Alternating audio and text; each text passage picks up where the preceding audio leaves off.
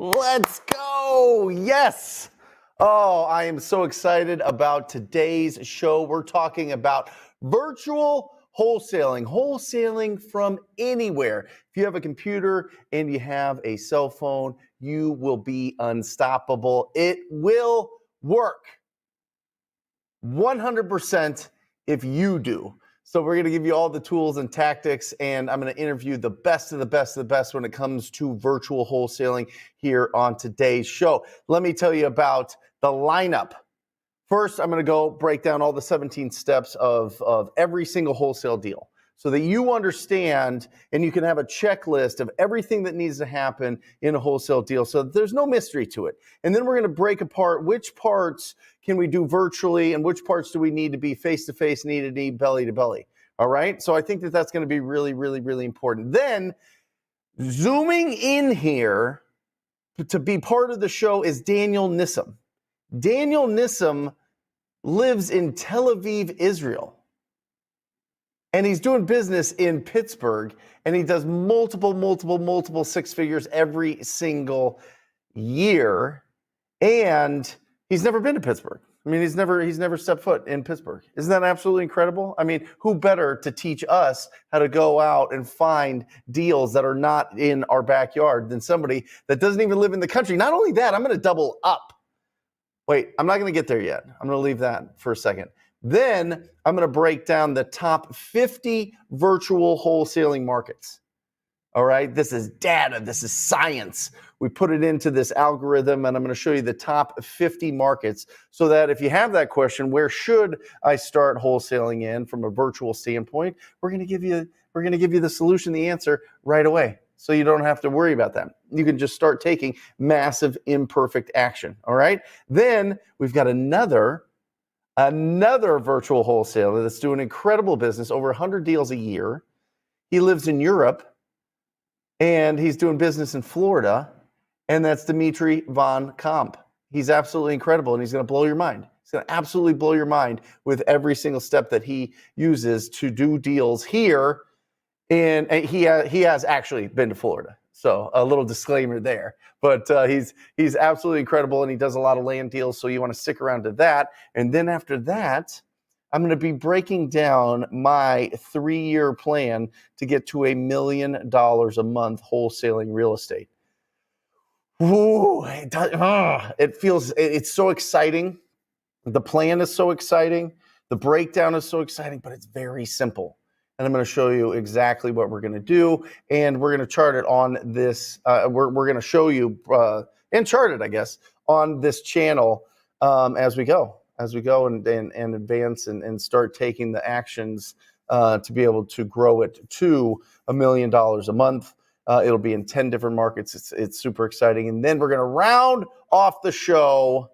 The headliner is going to be Rafael Cortez, the incredible Rafael Cortez. He's done, 2,000 wholesale deals. I remember in 2015, I would go, every appointment that I would go on, Rafael Cortez's business card was at that house. That's how good he was. That's how good he was in-person appointments, but now he switched that to virtual appointments, and he's going to give us a whole breakdown. So there should be no stone left unturned when it comes to virtually wholesaling. It's going to be absolutely incredible. So strap in. We're here for 120 minutes. This will work if you do. Remember this, and I always think about this in the morning. It's something that's just, I don't know, I must have said it to myself a bunch of times, or it's just repeating in my head over and over and over, is the fact that I'm one conversation away from an incredible opportunity. One conversation away. The deal of a lifetime comes around once a week, every single week. It just depends on how many quality conversations we're having with motivated property owners that will trade price for speed and convenience. Because remember when you're speaking with the property owner, what we're looking for are the property owners that will trade that price for speed and convenience. They want to get rid of this property. In your mind, you have to think of wholesaling real estate Like there's a couple different analogies that I think really make sense. All right. The first one is a pawn shop, right? You take anything into a pawn shop. You take baseball cards. You take a ring. You take in a watch. You take in a guitar, and you know that pawn shop's not going to give you full market value for it, but you need the cash now, right? You just don't you don't need this stuff anymore. It's just sitting there. It's just cluttering. It's just something else in your life that you don't mind getting rid of. That's the mentality of property owners. People do that with property. They're just like, just take it, get it off my hands. I don't care. I just want it to be as simple and easy as possible. All right. The other one is if you've ever bought a car at a dealership and you turn your car into them, like you traded in your car and you know that you're not getting Kelley Blue Book value for it. You know that if you went and you cleaned it up and you put new rims on it, new tires, and you got all the seats real supple and they're smelling good and it doesn't smell like you or your kids or whatever else has happened in that car over the time that it's been on this planet, and you get it buffed out and you get it looking perfect, that you could get close to Kelley Blue Book value, right? What we consider Zillow price in real estate. This is kind of Kelley Blue Book and Zillow are kind of hand in hand, right? If you can understand that. But we don't. We turn in our cars because we don't want to deal with that. We don't want to put it on the market and sell it ourselves and go through that whole process. Just take the car. Give me the new car. I know that I'm not getting the full value. I know that you dealership are going to make a profit on it, but I don't care. I'm done with it. I'm moving on from this. That's what people do with real estate. So just understand that happens every single second of every single minute of every single hour of every single day. Just depends on when you're going to find yours. And it comes down to having quality conversations with property owners. So let's break down the 17 steps to every wholesale deal before we invite Daniel Nissim from Tel Aviv, Israel, to tell us how to virtually wholesale from anywhere. All right? Let's look at this. 17 steps. Number 1. When you're starting out in this business, if you don't have a big marketing budget, you're going to have to trade your time and your talents for money. You don't have a huge marketing budget, so you're going to have to go out there and you're going to have to be very proactive. You're going to have to find a list to target. All right? Now, some people like targeting real estate agents. That's fine. You target real estate agents, you try to get some referrals. Maybe you're targeting the MLS. You're looking at listed properties that are on there. It's highly competitive. You got to make sure that you get a really good discount or you catch those properties quick, because a lot of the buyers, a lot of the investors have already seen that deal and either passed on it or they said, you know what, I don't want to pay you when I can just go on the market. So, but you can certainly find deals in the MLS. You can certainly find deals by talking to real estate agents before they put those properties on the market. Now, my favorite is to go direct to seller. Okay? Go direct to the property owners. I see an ugly house, I'm going to get the phone number for that property owner. I'm going to call them up. If there's not a phone number, I'm going to knock on the door. I'm going to send them a handwritten note. I'm going to do something to get a hold of that property owner. Very basic, very simple. The first 20 deals that I did were just driving around town, finding ugly houses, getting their address, writing them down, and calling up the property owner, finding some way to make contact with that property owner. Now, the best list right now, by far, it's not even close, is the AI generated list, right? This is machine learning, looking at the person and looking at the property, smooshing them together and coming up with the most likely people to sell in the next 90 days. And you can get that list right at flipfinder.ai. Flipfinder.ai. You can go and find that list. It looks like this right here. Matt's going to switch that up. Boom. Lead pipes, Flip Finder right here. It literally shows you the most likely people to sell at a discount. This is our number 1 list right now. This is what we're going after at flipfinder.ai. So we go after those properties and we start having a conversation with the property owner, right? Finally, AI is caught up with everything and they look at all the trillions of different data points and they figure it out, the people that are likely to sell. You've got the ugly properties that you go out and you hustle around and you find all those from driving around.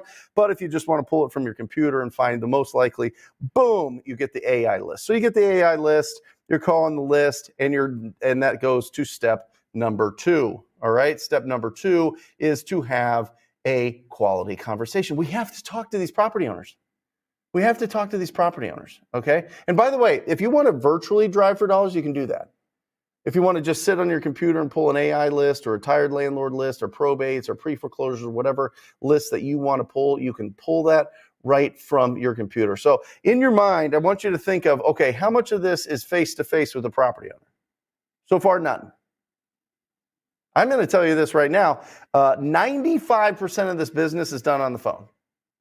95%. And remember this, the most powerful people on the planet are effective communicators. How do we become effective communicators, Brent? I don't talk to a lot of people. I don't have adult conversations with property owners a lot. I haven't had any conversations with property owners a lot. Then do it. The best time to start is now. Massive imperfect action. Massive imperfect action. Start. The more people that you talk to in the shorter amount of time, the more skills you're going to build. All right? So then you make contact and you have a quality conversation. Number 3, you pre-qualify them. You pre-qualify them based on 4 things: the condition of the property, their timeline to sell that property, their motivation to sell that property, and their price. That's it. That is the skeleton of every conversation. I've said it probably, I don't know, I have maybe 1,500 videos on this channel, and I've said it in probably 1,495 of them. But it's so impactful because I remember when I got started out, I was so nervous to get on the phone because I didn't know what I was trying to figure out. I didn't know what I was trying to find out. So I never want you to have that nervousness. I want to remove all the obstacles so that you can go and have those quality conversations. But you pre-qualify them, and pre-qualifying is on the phone. Condition, timeline, motivation, price. Condition, timeline, motivation, price. All right. Now you understand, wait a second, this is an actual lead. This is somebody that will actually do business. It has the potential to do business with me. Now it's time to actually do some due diligence. Now listen, due diligence is number 4. Due diligence is not number 2.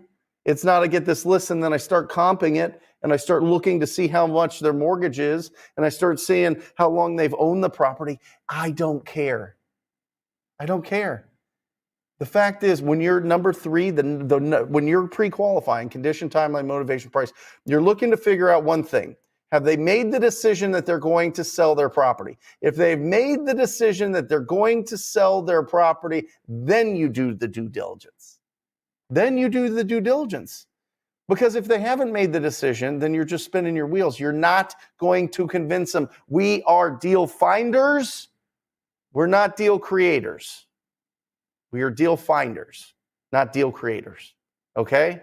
It's the absolute fact, right? We are archaeologists, right? We're finding these unbelievable things, right? We're not fabricating them and making them. Okay? So make sure that you understand that they have to have made the decision they're going to sell this property. It's not something that you're going to plant in their head and they're like, oh yeah, I definitely should. I definitely want to. Then you do your due diligence, right? This is when you comp. This is when you figure out what's going on with the property. This is when you figure out, okay, will they consider a cash offer or do I have to see if they would do owner financing, do something more creative, right? So in that due diligence, that's when you're comping. That's when you're looking at, okay, what can I offer? What kind of offer can I make here? All right. Number 5 is your lead follow-up sequence. Very simple, guys. Very simple lead follow-up. By the way, none of this is face-to-face.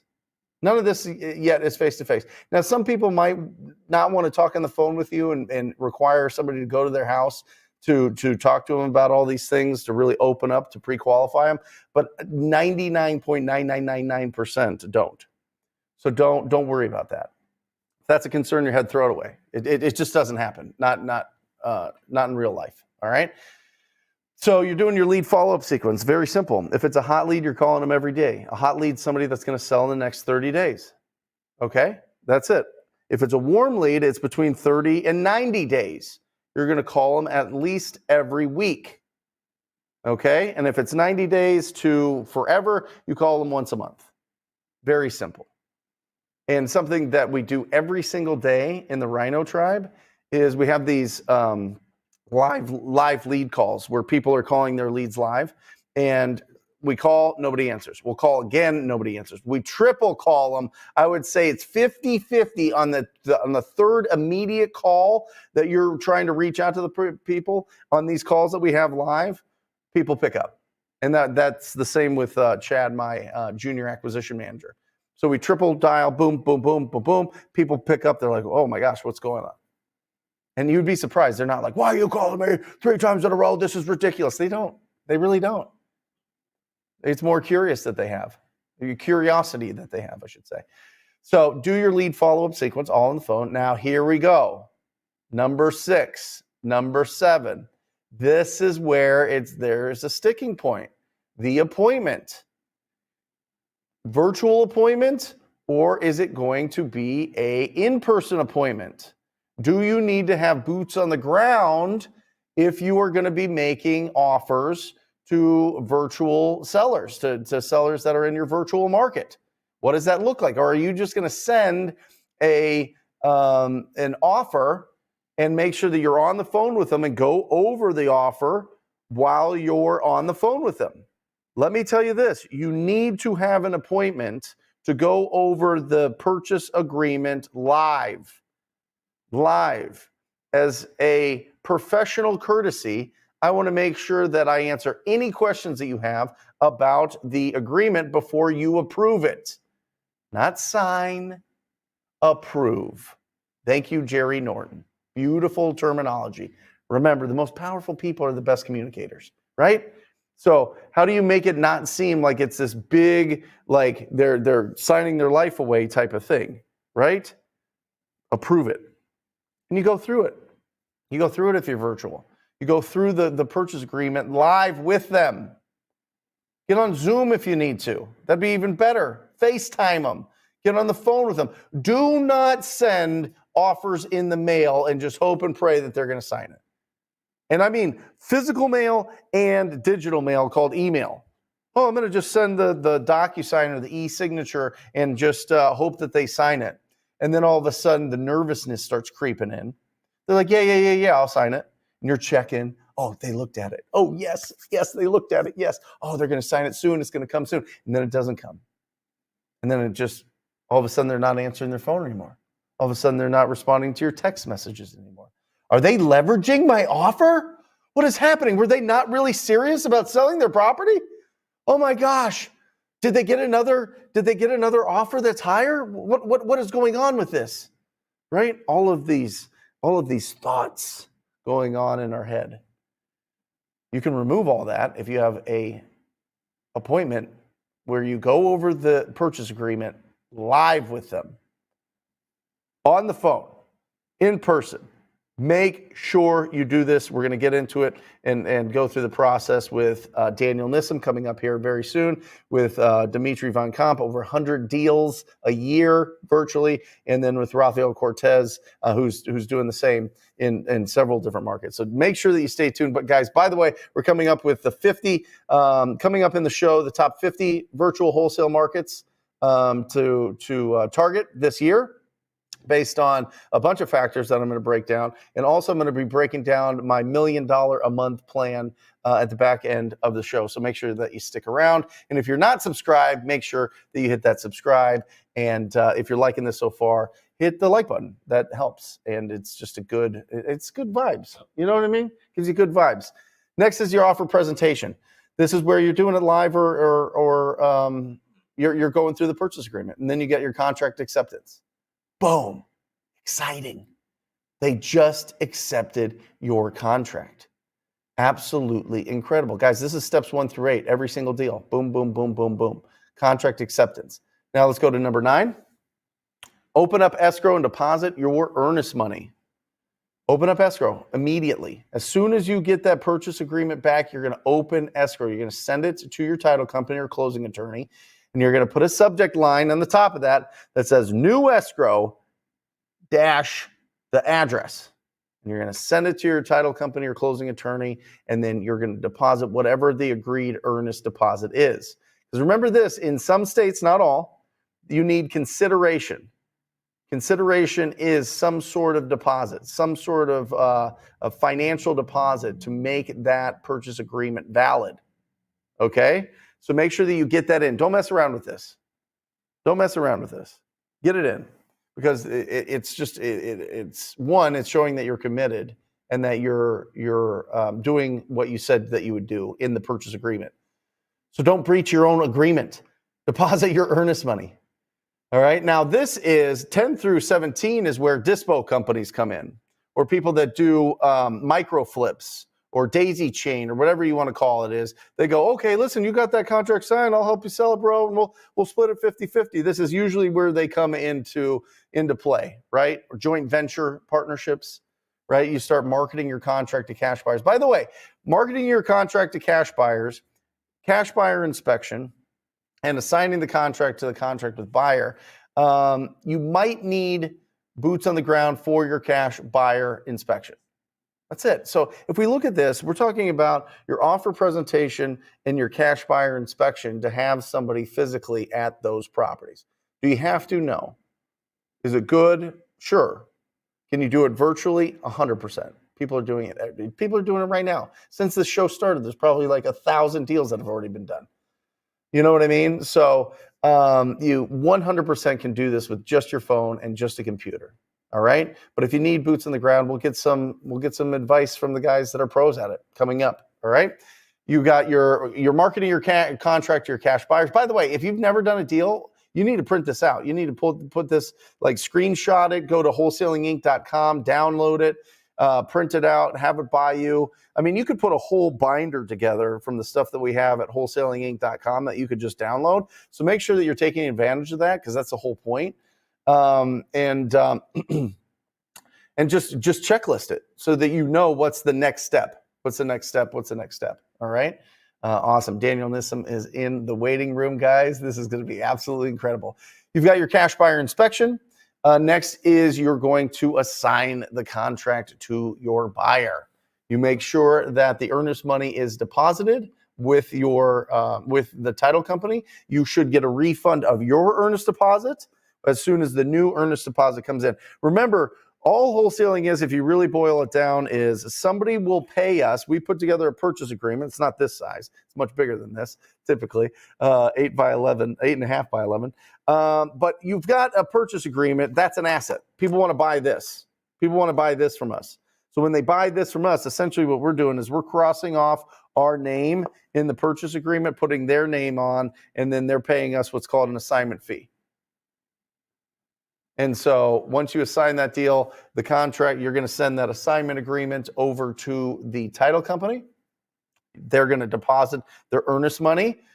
Number 13, make sure they deposit their earnest money, $5,000 non-refundable.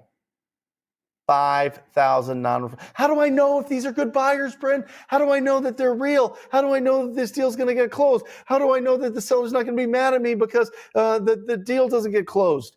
$5,000 non-refundable earnest deposit.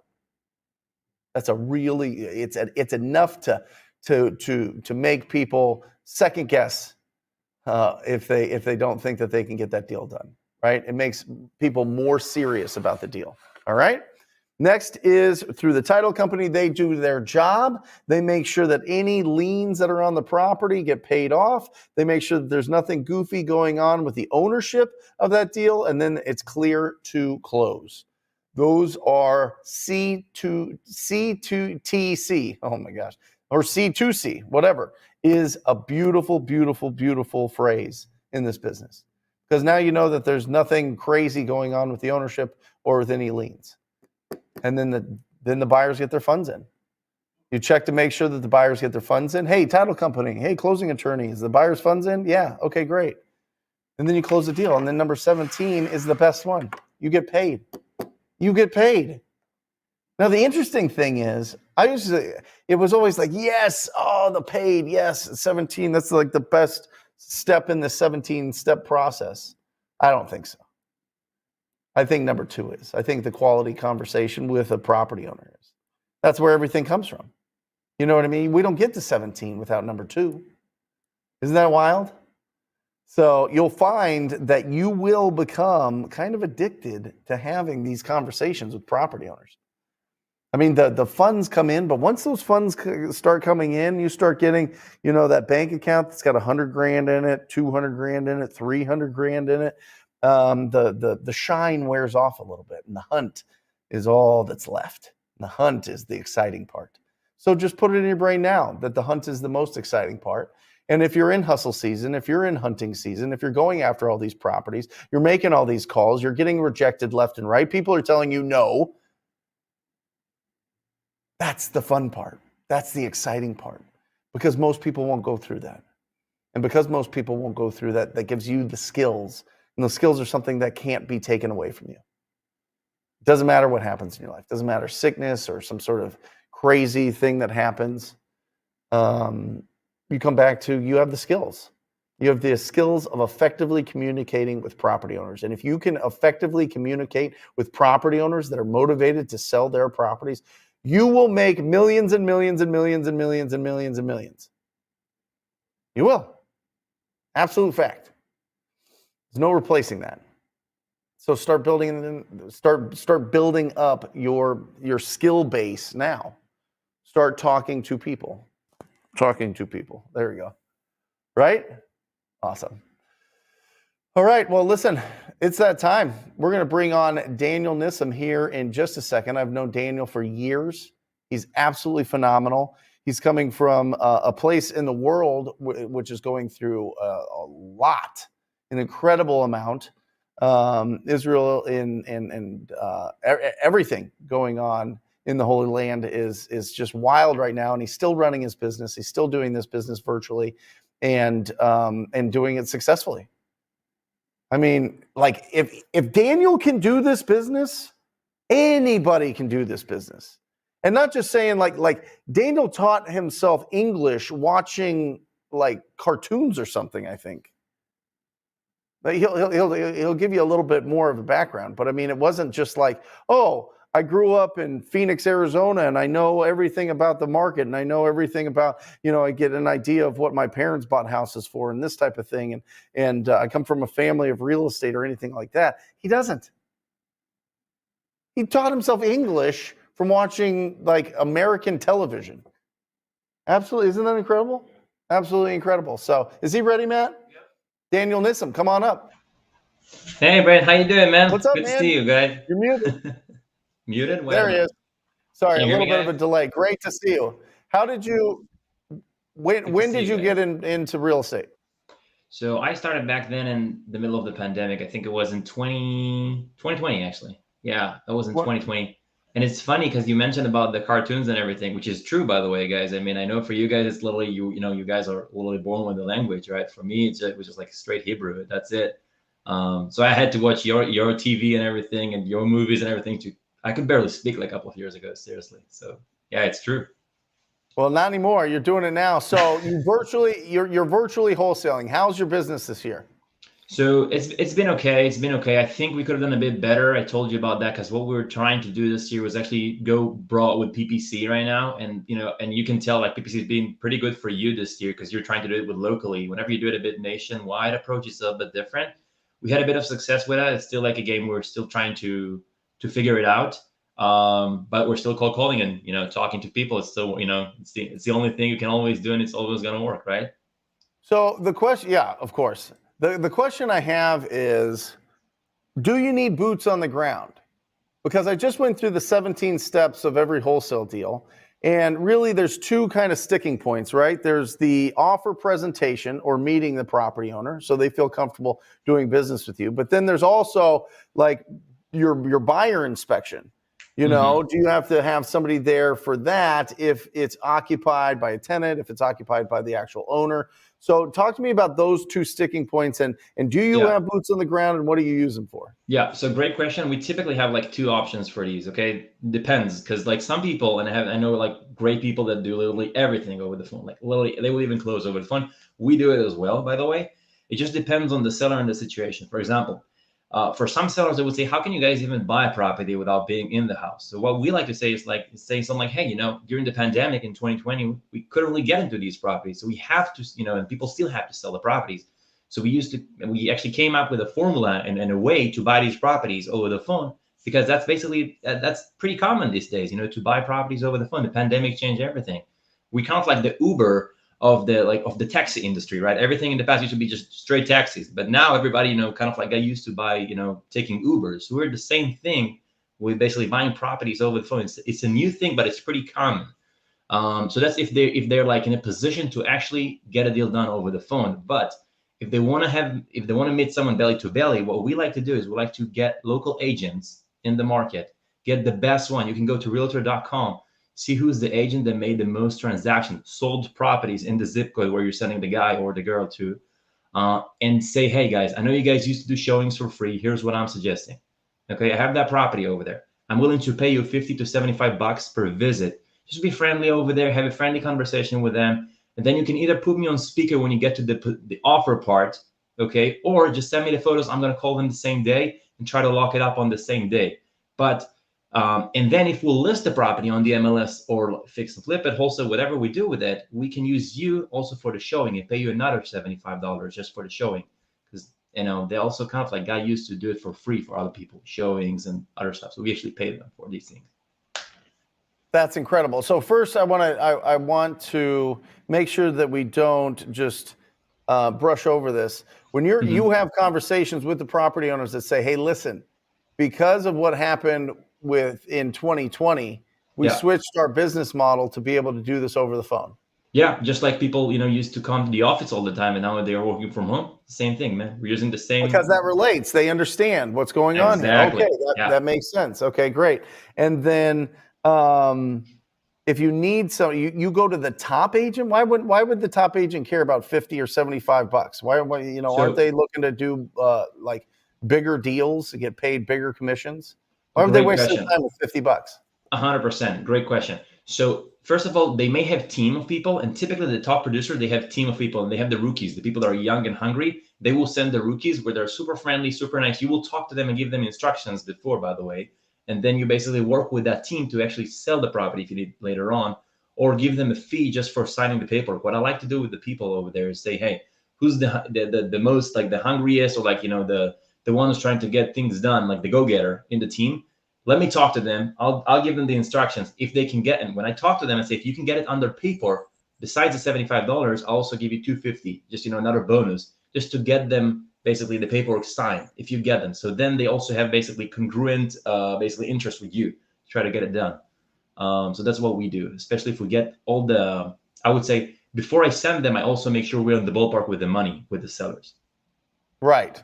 And so walk me through this. Let's role play this a little bit. You find a realtor on realtor.com. They're doing business in the zip code that you're getting close to a deal. You pre-qualified them. Everything's going well, but they want somebody to come over, right? Yeah. And so you have a conversation. What is that? You call up the team or the phone number and you say, "Hey, is this Brent?" Yeah, this is Brent. Hey, Brent, how you doing, man? Good morning. This is Daniel. So here's the thing. I saw you're doing a lot of transaction in the area. We also do actually a lot of deals around. I just wanted to reach out and see if we can work on a deal together. Here's the info that I have for it. Do you have a minute? Boom. And then I talk. Cool. So basically, I got a property owner. I'm not sure if it's going to be a good fit for a listing or if it's going to be a good fit for us as an investors, but I just need someone. I won't be able to be in town, for the visit. I'm just looking for someone who can take, photos for us, and we can decide together if it's something that we're going to keep for our portfolio or flip it, or if it's just basically going to take it to the MLS with you guys. Do you have someone that will be more than happy to meet the seller? We just need someone friendly, that can talk to the seller over there and meet them belly to belly on Wednesday at 10 a.m. So are you looking for a listing agent for this? Where are you located? Yeah, we're actually in Pittsburgh, Pennsylvania, but we work in other 12 states right now. So, we kind of like get a lot of sellers that work with our company. And we're searching for another investor another agent that can help us with that deal, because we're not sure if it's going to be a good fit for our company as a fixer-upper or basically as a listing. We're not sure what we're going to do with the property. So we just need someone like a boots on the ground who can go take a look of the property. And we don't want you to do it for free, of course. We'll pay you for that. We typically pay $75 just for that visit, just, simple photos, and, then we can decide what we're going to do with the property. Do you have someone that is interested? So you need somebody on my team to go out there and take photos of properties that you're buying? Yeah, so basically we have a meeting with that seller. We're not sure if we're going to buy it and what are we going to do with the property. We have multiple of exit strategies. Okay, we may just list the property, we may flip it, sometimes what we do, we joint venture with other investors in town. Depends on like how many projects that we have right now on our plate, you know what I'm saying? But here's the deal. Would you be able to help us with that? Because we're looking for go-getters, people that can get things done, and we really need to send someone over on Wednesday. Yeah, I mean, it's by our office. That's not a big deal. I'm just not real sure if what you're looking like long term with the, are you looking to have us listed once you flip it? Are you having us like get a buyer's fee for working with the Oh, seller? Like, what does that look like? yeah, so basically the only thing we need from now, guys, is just basically to take the photos of the property, and then whenever we get it and send it to the team, we can decide whether we're gonna flip it, whether we're gonna list it with you guys, whether what we're gonna do with the property. We just need to first of all put our step in the door, just have friendly conversation with the seller over there. Awesome. Yeah, no problem. So great. Love it. So Dan, let me ask you this. So a couple of things I think in my mind and maybe in the audience's mind is, well, wait a second. You don't have it under contract yet. They know they're going to see the contract and the price. They're going to know it's a smoking deal. Why don't they backdoor you? Why don't they go and lock it up? Great question. And that was my first question I asked my mentor, like, why would someone not try to go around, and just like, I didn't see this exactly. comment, but it's here. Yeah, there you go. Exactly. First of all, realtors have ethics, like they have their regulations, and they're also you can always go out and basically go after them. They don't want to go through that road because you can go Right. through a broker and basically destroy their reputation. So that's why we like to work more with realtors because they're like they have these regulations. But I would say one more thing. What I like to do with them, and I kind of like didn't emphasize that part with the conversation with you, Brent, is the fact that we like to say, hey, we're working in town, we have a bunch of deals together. We're trying to build a long-term relationship with you, or with someone who's go-getter in town. Yeah. I'll be more than happy to work with you. It's not just this one. We'll have more besides this one. And whenever they have an opportunity to work with you for long term, like why would they do it? Why would they? You're literally giving them free money. You're calling out of the blue to give them an opportunity to make money. Why would they do it? Yeah. I love it. The other thing, the other side of it that I really love is we're calling a lot of people, we're texting a lot of people, we're doing a lot of marketing. You could just put it under the umbrella of marketing. We're doing a lot of marketing in the area, and a lot of the property owners that we talk to, they want more than we can offer them. 100%. And they should. They're great properties. They'd be great listings. They should put it on the market. Is that something that I can send to you and you take care of those people and you help me with the ones that I want to buy? 100%. And that's what I literally got a text as we speak from one of the agents that we have in Pennsylvania, where he's actually helping me take a property to the MLS. It's an innovation deal. When he's literally getting like 3% out of the deal, he's selling to a cash buyer on the MLS for us. Love it. So just like we do it all the time with them. It's like a win-win for them. Why would they do it? It's free money for them, free leads, Awesome. free everything. Absolutely incredible. And then what about like the buyer showings? How often are you having people go so for buyer funny? showings? Yeah, it's so funny because I was in Pittsburgh, one of our markets, like a year or something ago, and I was literally there, but I still didn't went to the show. I didn't go to the showing. You have been to Pittsburgh. Yeah, I have been there one time, like a couple of times actually. I told everybody you haven't been there. No. I bought properties over there before I ever been to Pittsburgh. Only after I bought a couple of properties, I actually went to see what's going on over there. It was so funny. It was like whenever you play like a game on PlayStation and then you get into the game to see it's like real human beings. That's how I felt. Yeah. Crazy, man. But anyway, I was there and I still didn't go to the showing. Why? Because in my opinion, showing is a waste of time. Like seriously, such a waste of time. I literally paid someone $50 to be in that showing, like $50 to $75, because it's going to be the same agent that you talk to them right now. They will also get paid for the showing. And the instructions, you basically just want to send simple instructions. Hey, your goal is to make sure all the people come in, all the people go out, and nobody's talking to the seller. If they want to ask any questions, tell them to talk to me. That's it. Super simple. You don't need to have someone sophisticated over there. Do you send them like a sheet that gives like all the breakdown of what you'll pay for each little job? One of my friends, actually, another guy from Israel, he did it in the past. He was hiring people for like admin work, and then say, "Yep, I'll pay you global like $1,000, and you'll do like X, Y, Z for me. Like you do the showing, you do that." Some people do it. I don't like to do it because then I like to work with like screws in my business. So if something's not working or someone is taking too much responsibility, I can always replace them in someone else. Yep. So for me, just now, I'll literally pay them per showing, $50 to $75 per showing, and just give them instructions. I can give them a Loom video. Are you familiar with Loom, where you just screen yourself? You use it all the time. Hey guys, here's what we need to do. When you get to the door, here's the things you'll say. Like exactly walk them through that, and that's it. Highest and You're best. incredible. How many deals have you done since 2020? Ballpark. almost 60, 70, I think, something like that. I don't know. Incredible. 70 deals. So I think sometimes, you stop counting sometimes, after you just do too many. And guys, if I can do it, I'm not saying it to brag, guys. If I literally, I put it in the speed, guys, a couple of years ago. If I can do it, like, why can't you do it? Seriously, like, it's a no-brainer. You're the man. Thank you, Daniel. Thank you for being on here. You're absolutely incredible. He runs a support call every single week in the Rhino tribe, teaching everybody how to do this and helping them out with their virtual business. So thank you, Daniel. You're incredible. Go out there, crush it. Love you, brother. See ya. Look at that, 70 deals. 70. I don't even know how far away Israel is from Pittsburgh. You can't be close.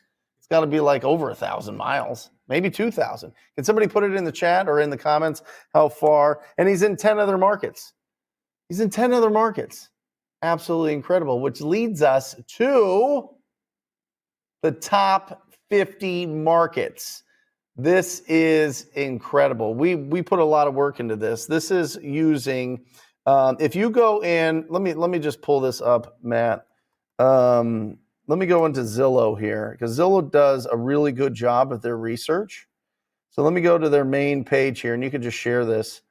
Where is there's your agent finder, by the way. There is research. Where's their research thing? Research, boom, down at the bottom. Look at this, okay? So they have all sorts of stuff. I mean, they have really, really, really deep research that you can get in here for housing data. I mean, these things are really big and really bulky and don't like totally over my head. I've played around with it a little bit. It's not too complex, but we pulled all the data here. And let me just if you'll full screen me, Matt, I'll go through. Here you go. This is what we did here. We did population size over 200,000. Okay, we did population growth had to be positive population growth over the last 5 years. Average values between 200 and 500,000. 6-month appreciation as of October 2023, because that's all they had so far. It had to be a positive. 3-year average appreciation over 10,000, and then we got rid of some of the bigger markets like Phoenix, San Diego, Manhattan, some of those, right? Seattle, some of the really bigger markets to come up with the like kind of niche markets, right? What are the niche markets that we can go after? So look at this. Look at this. I almost want this to be a mystery, Matt. Don't make this too big because I want people to guess. But you're making it big, Matt. Oh, gosh. Okay. No. Let's get it small. Let's go through the top 10 and make it a mystery. Now, who cares? Let's just go for it. I don't know why I'm playing around. Make it big here. Number 1, Orlando. Number 2, Charlotte. Number 3, Columbus, Indianapolis, Providence, Rhode Island, Grand Rapids, Michigan, Tulsa, Oklahoma, Worcester, Massachusetts, okay? We've got Greenville, South Carolina, Albuquerque, New Mexico, Bakersfield, Knoxville, El Paso, Allentown. Now, that's the top 15, actually, and Columbus, South Carolina. The interesting thing here, guys, is I think that of the top 50, we've got 1, 2, 3, 4, 5, 6, 7, 8, 9, 10, 11, 12, 13 of the top 50 are in the Carolinas. Isn't that crazy? 15 out of the, or what was it, 15? 13, 15 out of the top 50 are in the Carolinas. What's going on in the Carolinas? Does anybody know? Anybody know? Yeah, they're hot markets, I guess. And the reason, let me go back to this real quick, guys. The reason I think that this is important to look at, hold on. Oh, geez, where'd it go? Here we go. Is because population growth matters. Just put me big. I'll just talk about it, Matt. Population growth and population size matters, right? I like being over 200,000 for population because it gives you room to scale. Right? It gives you room to scale. Population growth being positive, or people coming through it. Yeah. hedge funds in those Carolinas. But that's not even what's affecting it. I mean, remember this. I don't know if you guys saw this. I think it was like 60 Minutes or something. Just did a report on the hedge funds buying up properties. It's only 2% of the rental properties. They own 2% of the rental properties. Everybody's freaking out. Oh my gosh, these big corporate BlackRock's going to own the whole world. Like, stop. All right? It's 2%. They own 2% of the rentals. That means ma and pops own 98%. We own 98%. They own 2%. So don't get this crazy, oh my gosh, I don't know if I want to sell to the hedge funds because then this will be a rental society. Stop. It's ridiculous. It's ridiculous. I think they own like a million and a half, 2 million properties total out of 143 million residential units in the United States. Average value. This is important because there is a bunch on this list. There's a bunch on this list that was under 200,000 as the median sale price, and we got rid of those. Now you can certainly do this research again and look at the ones under 200,000, but 200 to 500 is the sweet spot because typically we make about 10% of. And it's fluctuated. It's been kind of closer to like 8% since the interest rates increased, but we're really pushing to get to 10% of the median price is what we want to average in our wholesale deals. So if you go after bigger deals, you get bigger profits with the same amount of effort. Same 17-step process that we went at the top of the show, whether you're going after a property that's worth 80,000 or 800,000, right? The only difference is you make a lot more with the properties that are in the median sale price, right? And again, going back real quick to Flip Finder here, one of the things that I distinguish when I'm pulling my AI scores, when I'm pulling these lists of properties that are a wholesale score of 500 or greater in Flip Finder, is the average median sale price. Average median sale price in Maricopa County is 440,000 in my county. So I put this median sale price in here of, I don't know why you can't see my mouse. That's weird. 440. It's right here in there's two little blue ovals there at the top. The property value 440,000 and below, because that's the sweet spot. That's the sweet spot for your cash buyers, right? And then we look at 6-month appreciation as of, we want to make sure that we're having positive appreciation. What is hot now? Where are people buying now? Not 5 years ago, not a year ago. Where are they buying now? It's got to be positive. And then 3-year average appreciation over the average appreciation has to be over 10%. Now, why is that? Why do we want areas that are appreciating, that are in this sweet spot, that have over 200,000 in a market? Population growth is positive. Average values between 200,000 and 500,000. Appreciation's going. It's still a good market right now. It didn't take huge hits, and the 3-year average is over 10%, because that's where the buyers are. That's where the buyers are. Isn't that incredible? Like, we can't sell the purchase agreement if there's no buyers. And the more buyers there are, the more that they're willing to compete with each other to get those deals. It's awesome, right? So go where people are actually buying. Go where people are actually interested in flipping properties or holding properties. If you're like, I don't want to work in my market because my market only has 10,000 people in it, or I'm in one of these tougher markets like San Diego, like Seattle, like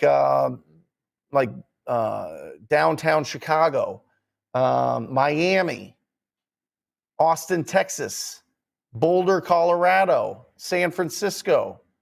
Some of these areas where every property sells instantly. So you need to pick another market. Now, can you still work in your backyard market and pick another market? Absolutely. And I encourage you to do so because you can still find unbelievable deals in your backyard. But also, here's the kicker. Here's the thing that we don't think about a bunch. Where do you want to own real estate?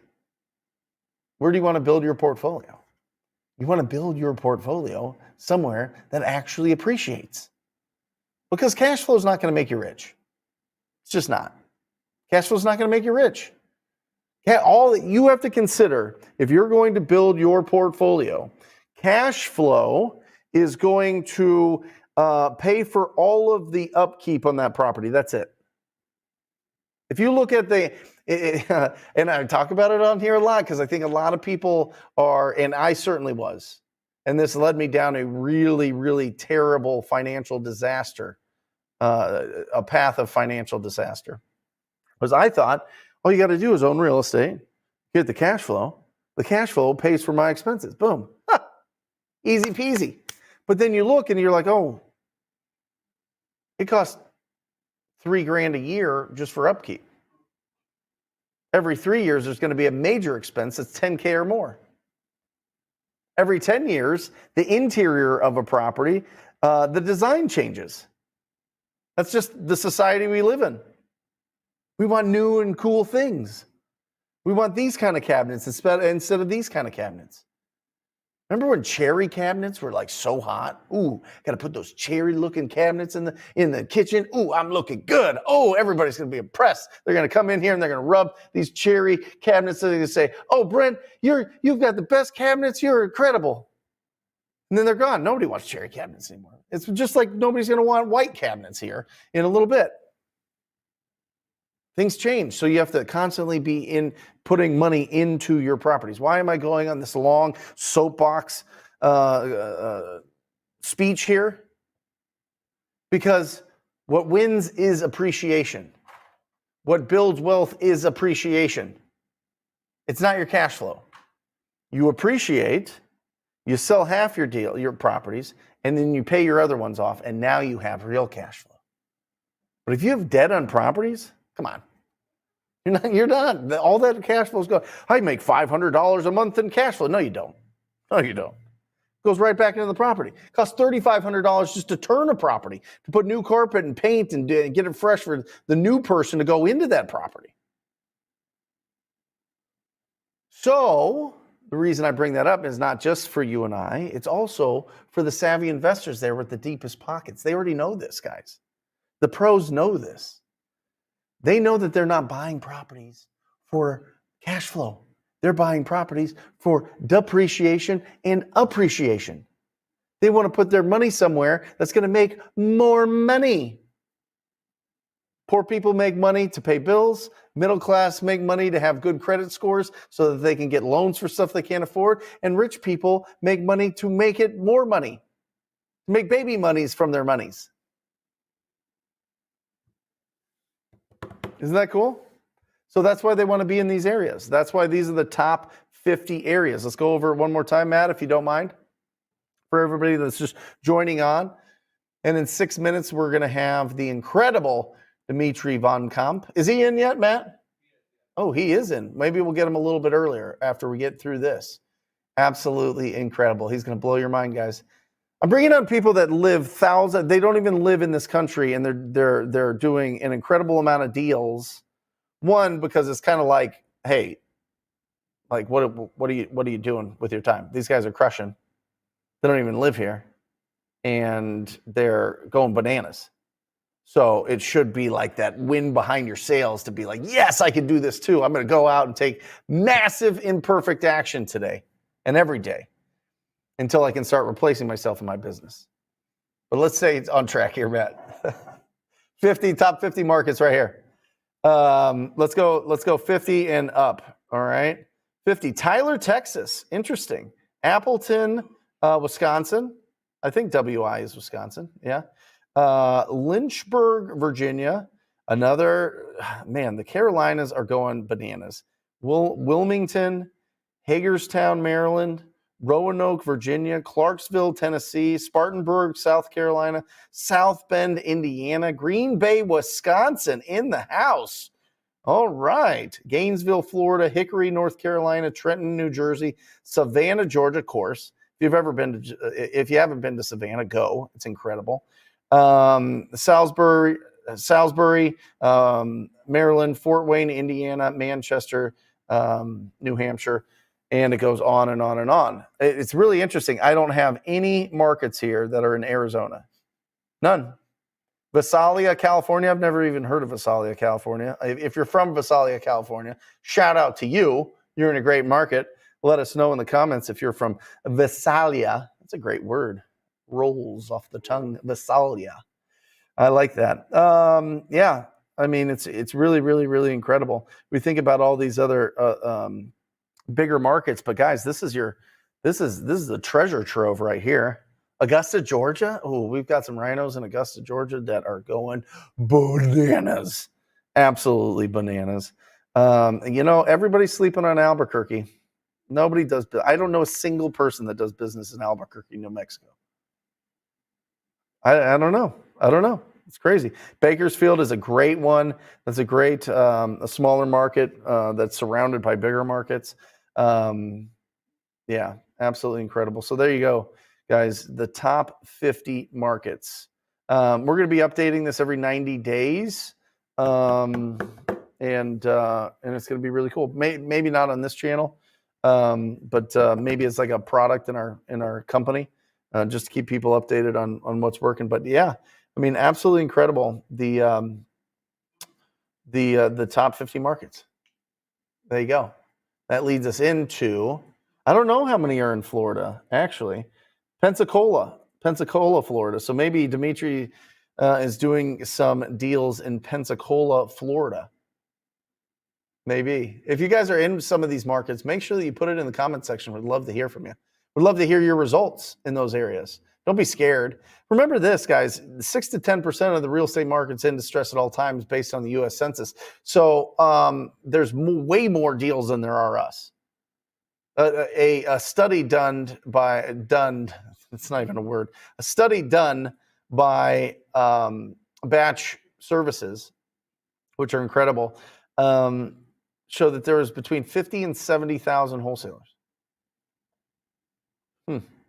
50 to 70. Divide that by 14 million. Can somebody do that? Can somebody give me that factor? Because there's way more distressed property than there are us going after them. So remember, it's always collaboration over competition.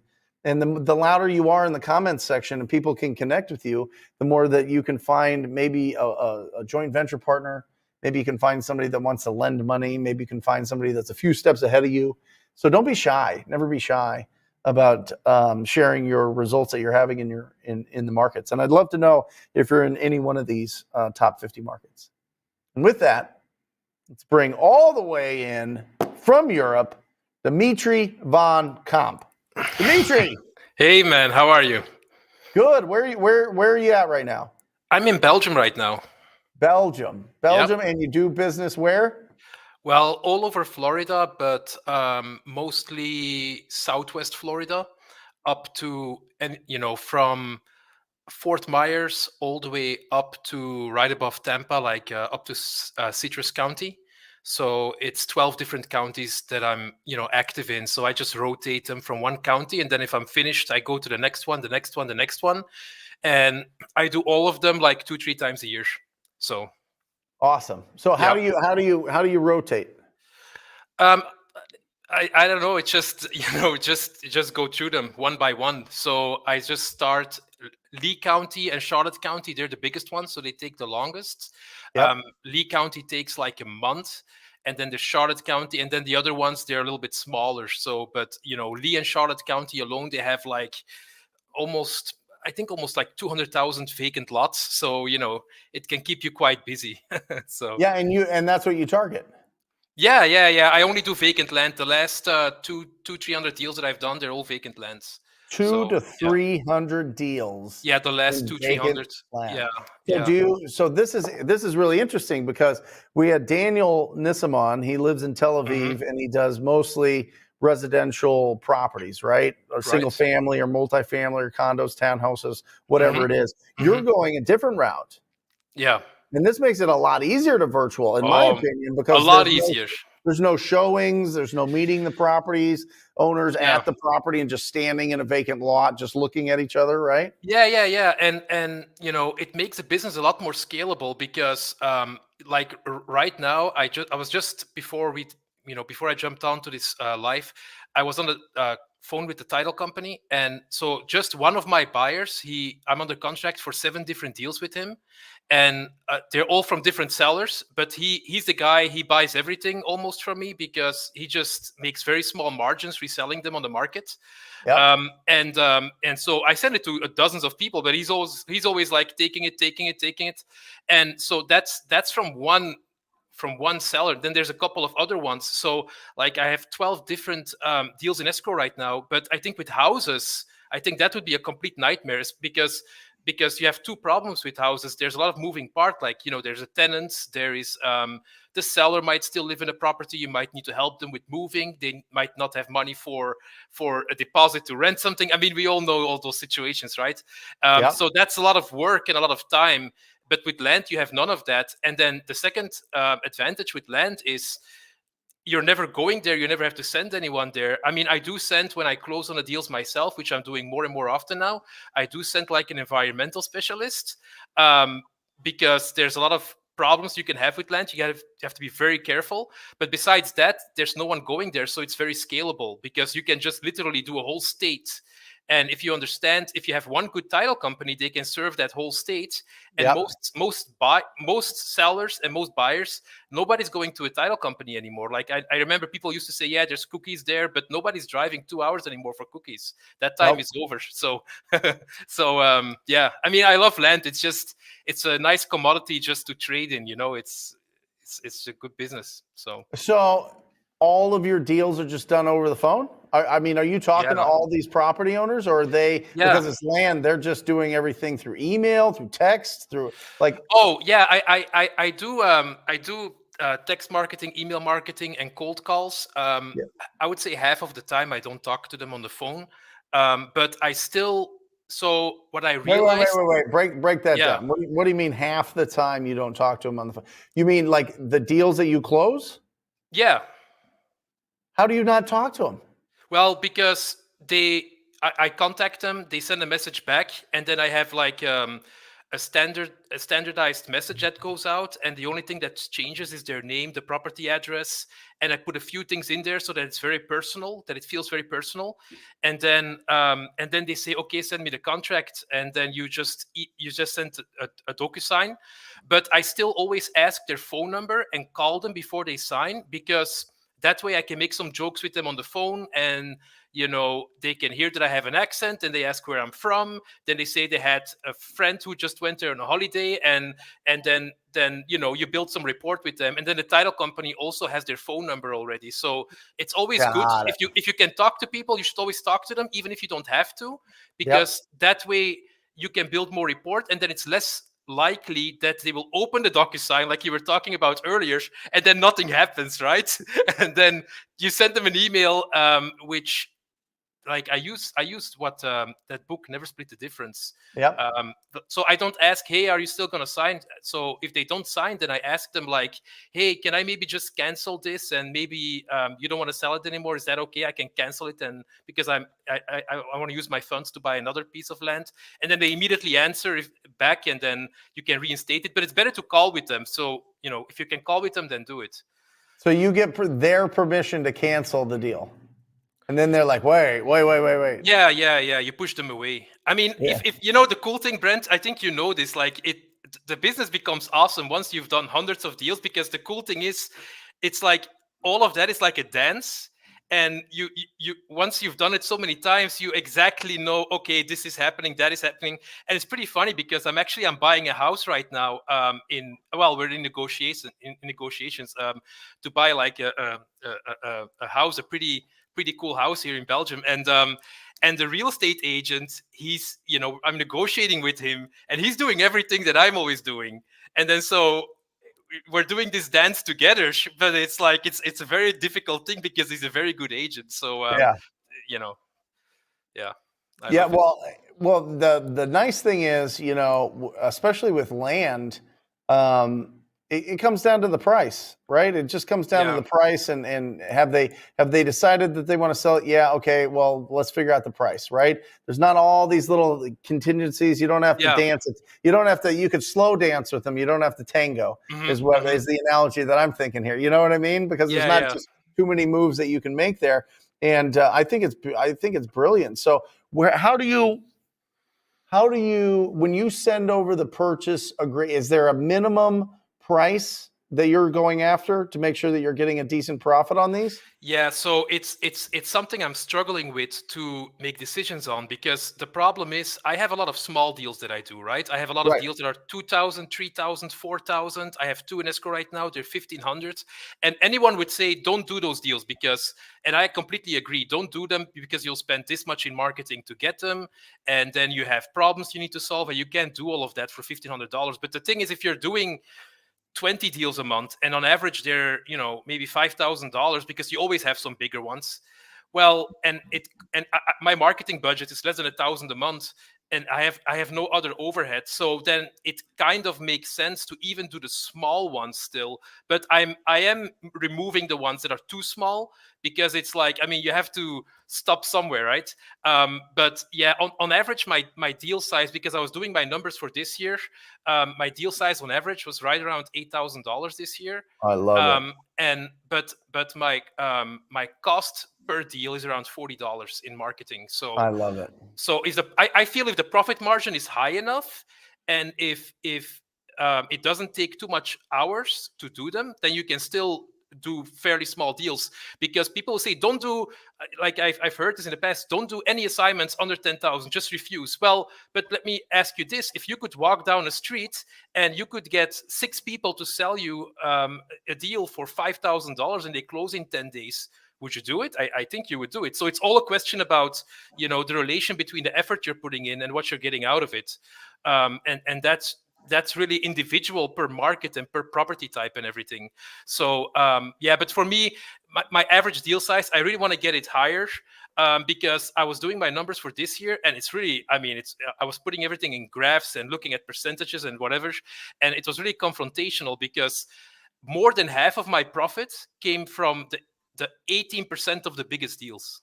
So that, like, almost 60% of the income came from 18% of the biggest deals. So that's almost like 80-20. I mean, not completely, but yeah. So the average deal size, I want to get it over $10,000 next year. And then I'm trying to stay consistent at doing over 10 deals a month. And then, I feel it's pretty clean if you can run your business. You do over 100,000 a month, and then I still want to try to keep my expenses under 1,000 a month, so that the risk is also, because it's also a question about risk. Because if you're only spending a very little on marketing, you have almost no risk. So you can't just look at the income, because if you're spending 500,000 a month to get $800,000 in wholesaling fees with the whole team, well, that's awesome. But if the $500,000 is still there, and the 800,000 goes down to 400 for 1 month, well, now you're in the red. So you also kind of have to adjust it for the risk you're taking. Yeah. So, I love it. What tool do you use to pull the list of land that you're going after? that's for free. I spent sometimes I actually spend $10 on the whole list for the county. I just call the property appraiser for the county, and I just tell them, hi, I just want to get the world list. I call it the world list. They always know what it means, and it's just a list of all the property, everything is in there. Like, there's boat slips in there, and there is there's land without access. There is like gas stations, everything is in there, and then you just filter it out. But you need to know the key, right? There's a certain key to the different codes. Yeah, there's property use codes. So when you're on the phone with them, you can always ask them, but it depends on the county. Some counties, they have the property use code, and then right next to it, they might have a column in the file that says that actually says vacant land, or commercial real estate, or multifamily less than 5, multifamily more than 5. So and then you don't need to get it, but a lot of times they will have that. And then what you do is you get someone from Upwork, you overpay them, and you get someone that's really good, because this is a very, very, very important. Don't try to get someone for $5. So pay them $50, and then you get them to filter the list down to what you need. And you have to spend a lot of time on this, because it's very important. Because if you're messing up the part where you're editing the list, now you're just, then everything goes bad, of course. So yeah. And then do you then pull out it based on the value of the land? Yeah, I used to not do that, and then I would get phone calls from people, and they're like, "Hi, you contacted me about this land. I got like a text message from you. I don't know why you contacted me, because that thing is worthless." And, and I'm like, I pull it up, and it's selling for $800, and I'm like, "Yeah, I can't do anything with this." What would be a good minimum? So it depends, because I would say about 15,000 minimum. But again, it depends, because in a hot market, it depends on a couple of things. It depends on the relationship of the assessed value and the retail value, because in some places, 10,000 assessed means 20,000 retail. Right. In other places, 10,000 assessed means 7,000 retail. So you have to what I do is I go through like a dozen lots, and I kind of see what that relationship is. So you want retail minimum, I would say 20,000. But it also depends how hot the market is and what type of market you have. Because, for example, in Lee County, there's an area called Lehigh Acres. Everybody knows it in Southwest Florida. And because it's such a hot market, right? Their pieces of land are $15,000, $20,000, and you can get them all day long. You can buy and sell several pieces a week. Sometimes you can get 2 pieces in one day, because it's such an active and hot market, right? So there, if I say I just do everything, because you get pieces of land, they're worth 20, and if you get it for like 10, which everybody would say that's not a deal. Well, it is a deal, because someone will buy it from me for 16 and sell it on the market for 20, and the cash buyer will make like 2,000. And then someone would say, well, why would they do deals for 2,000? Well, I have a cash buyer. He does 40, 50 of those things a month, and with one assistant. So they can do it. They can run a business like that. So, but I would say $20,000 retail is good as a minimum, because that way you can make minimum 4,000 or 5,000 on it. And keep in mind, this is not like a house. You have a lot of people who want to get rid of their land. And the other thing I would say, you keep in mind that a lot of people, they have like 6 pieces of land. So you might get one seller having 6 or 4 pieces of land, and instead of making 5,000 on the deal, you make $25,000, $30,000 on the deal. So yeah, I would say, but you need to put a minimum for sure. Probably in most areas, it's either 10,000 minimum tax assessed, or 15, or 16, or 20. That's kind of the minimum. I love it. How many deals this year, Dimitri? For this year, a little bit over 100. It was 100 and was it 103 or 106? It depends on. I have a couple of deals. Well, that's a little bit over 100 is closed deals, but I still have, I don't know exactly, I believe 12 deals in escrow right now. But I had more, but I had one home run deal where, home run, it was a pretty solid deal. It was worth like 80, 90, and I got it for 50. And I was I had already set the funds ready to send them to the title company, and I got the environmental report back, and there were 10 tortoises on there. And in Florida, a tortoise, removing one tortoise is $6,000. So I called the title company. Like a turtle? Yeah, like a turtle. So removing one turtle is $6,000. That's the environment. The EPA determined that. You need to bring them to like a farm where they feed them and take care of them. It's like essentially like a hotel for the turtles. So, so you need to pay for the hotel for the turtles. And so if you have a piece of land in Florida and it's a $50,000 piece of land like this was, and 10 turtles come on it, it's worthless. Oh my gosh. I called the seller and I said, look, I'm willing to take a risk on it. If you can reduce the price to 10,000, I'll buy it. I'll hold it for a few years and see if the turtles disappear. If they go somewhere else, then it will have value again. But for now, I have to cancel. So, but yeah, I have some deals in escrow right now with title problems. We're solving them. There was one house that is crazy. There's one lot, and the title company made a mistake for the people who bought it, and they put the mortgage from the person next door by accident that bought a house on the piece of land.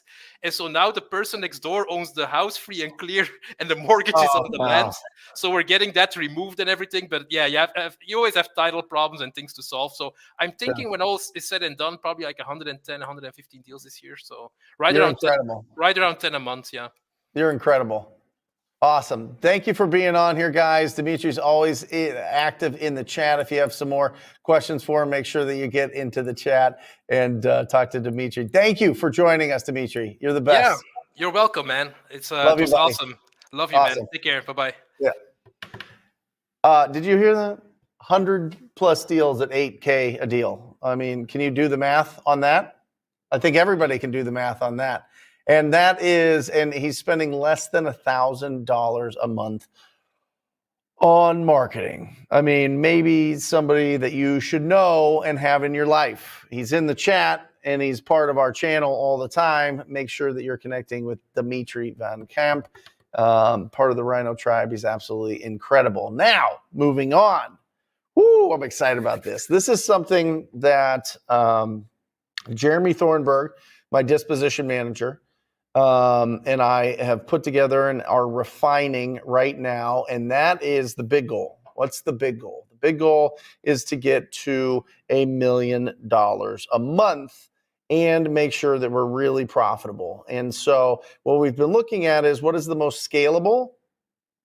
What is something that we are very, very, very, very, very good at? And how can we build a team and a machine around what we're really good at and the experience that we have? So what are we really good at? One, we're really good at getting big deals. It's just a fact.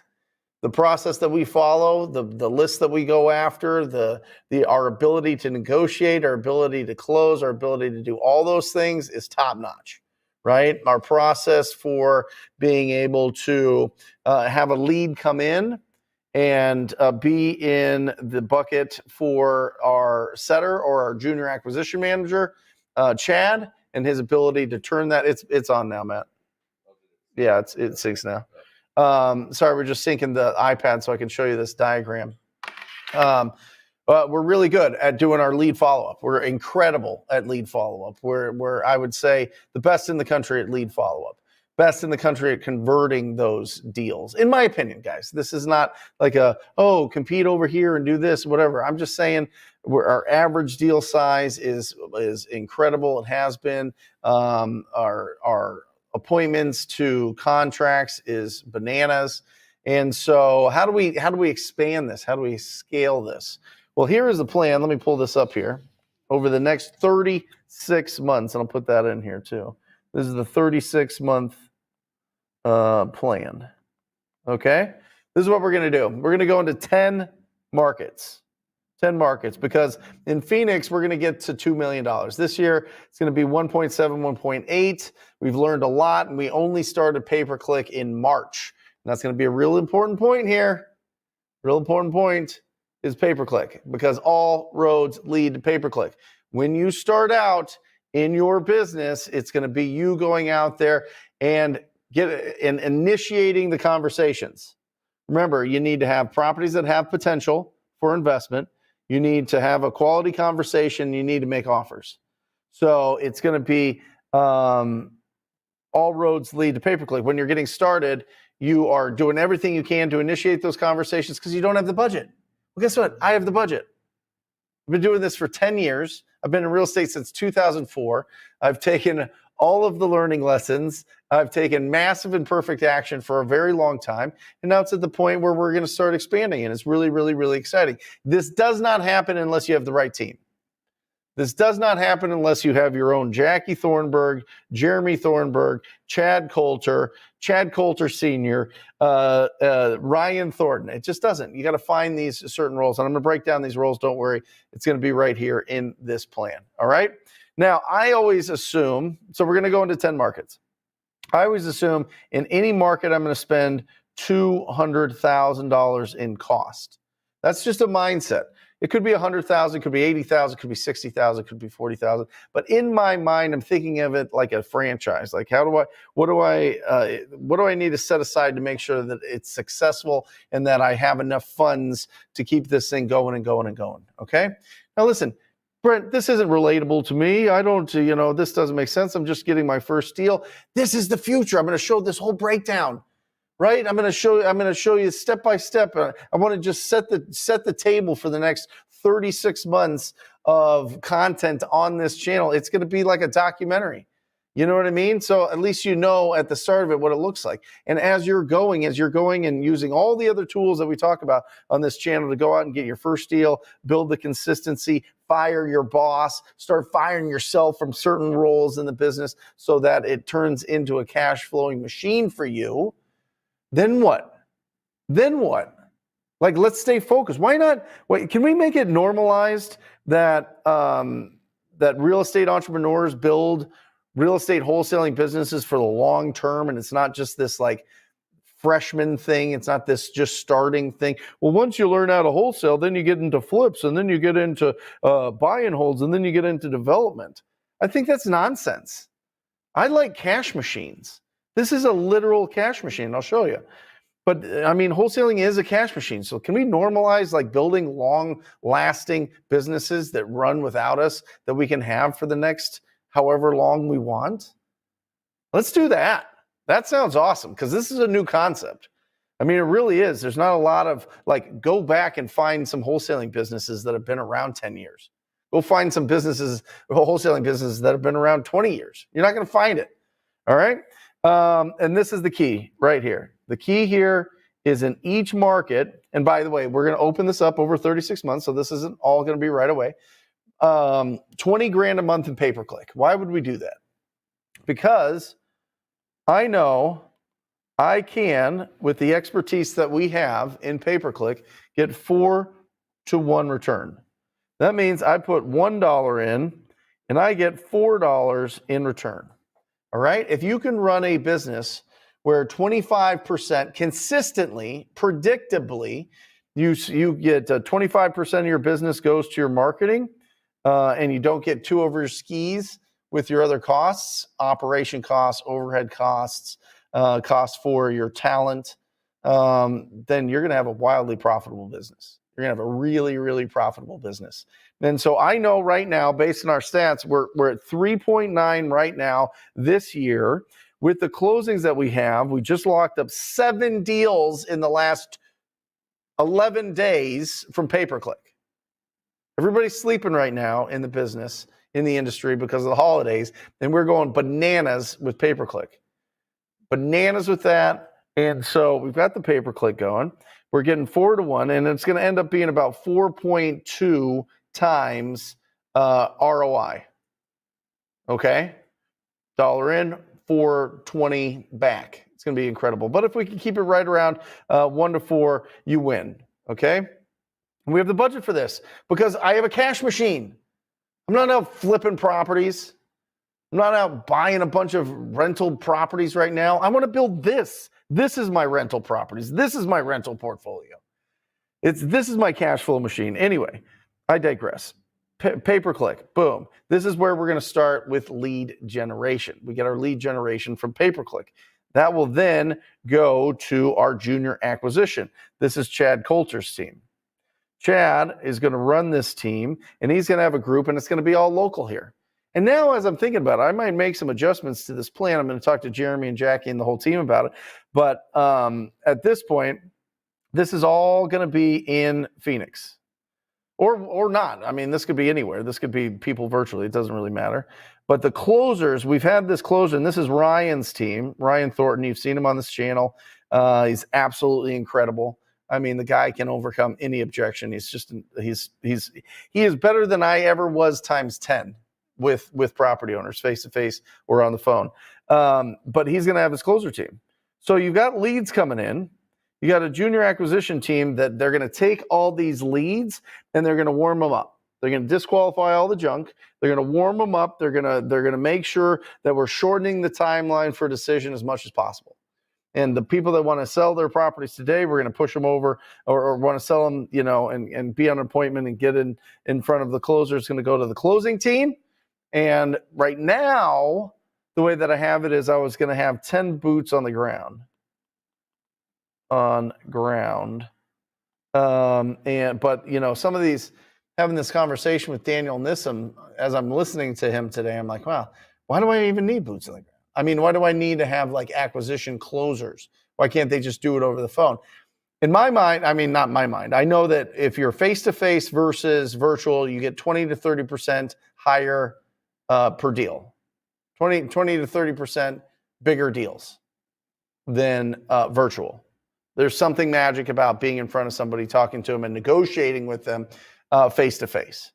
That's just what I've seen across coaching 3,000 people personally, and being in just our own business is boots on the ground is going to get you more. So I'm thinking I'm probably going to keep that. We'll see. I'll keep you posted on that. But this is going to be it. This is going to be their job is to get that closed. And then it's going to go to my Dispo team. The Dispo team is going to build our cash buyer database with Investor Lift at some point as we need to build it. And then also they're going to be responsible for building up the cash buyer database. But this is going to be Chad, his dad, Chad Sr., who's just an absolute stud, former FBI agent. Come on, I'm telling you, the cheat code for unbelievable acquisitions, and by the way, Dispo is a very big sales role as well, if you don't know, but a little bit more analytical, not as much emotions, touchy-feely, but more analytical type. Former law enforcement guys, I mean, just go on LinkedIn and start recruiting, because they go 20 years and then they're done, right? They get a pension, then they got to start their second career. So they're like 40 years old. Like they got a lot of tread on their tires. You know what I mean? They got a lot of room to grow there. So Chad Sr. is going to be running our Dispo team. And it's really interesting right now. What Chad Sr. is doing is he's got our list that we've built over years and years and years. And he is sending out 2 emails every single day of other people's deals. We get permission to send out other people's deals and our own.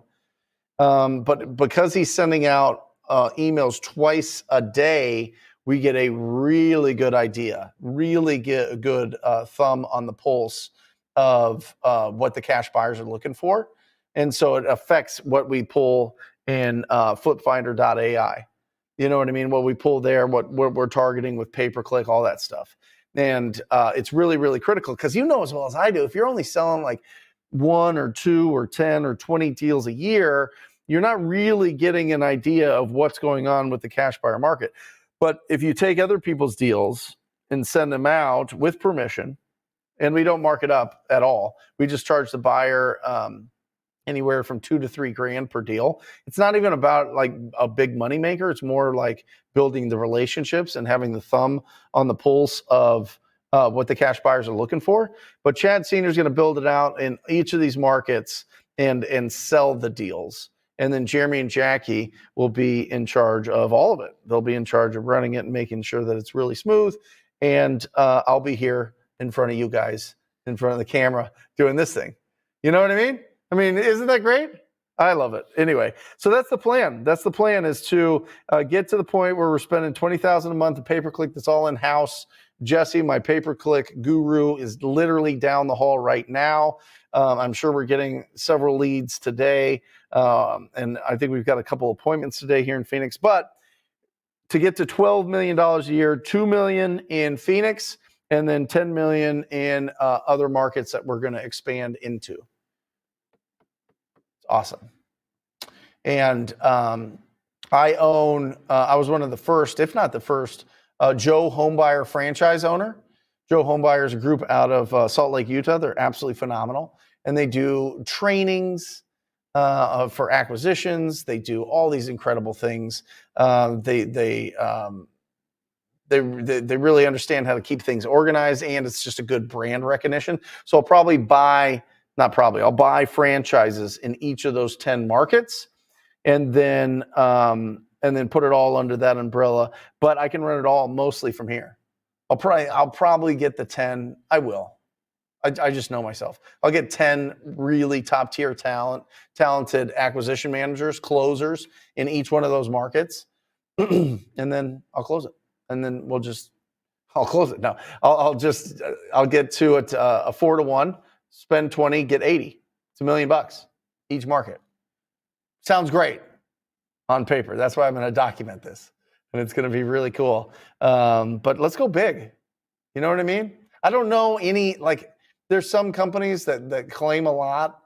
I know that once you look under the hood, it's not as much as they claim. Some people have some really big months. 500,000. We do 500,000 a month. Once, you know what I mean?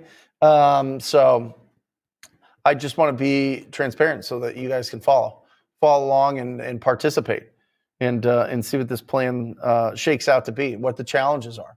That way you guys can navigate around them. Is Raphael here? Do we know? Where the heck is Raphael? Did we tell him 11:30? He'll be here soon. Oh, he just pulled in. Yeah, so guys, that's the master plan. That's the master plan to get to $1 million a month. Now, my expectations of $1 million a month, yes, it's going to be 4-to-1. 25% is going to go to the marketing. I think that with team and bonus and really top talent, I think it'll take my net. You know, the more income you make, the typically the net starts, getting squeezed. I think if I could keep this thing at 25% net, 25 to 30% net, probably 25. Let's just be honest. 25% net. It's a nice net for the year. 12 million times 0.25. Can somebody do that? Anybody? What is that? It's a good amount. And then that's the money that I'm going to take and go buy apartments with, or commercial. What is it? $3 million. Nice. That's nice. That'll be good.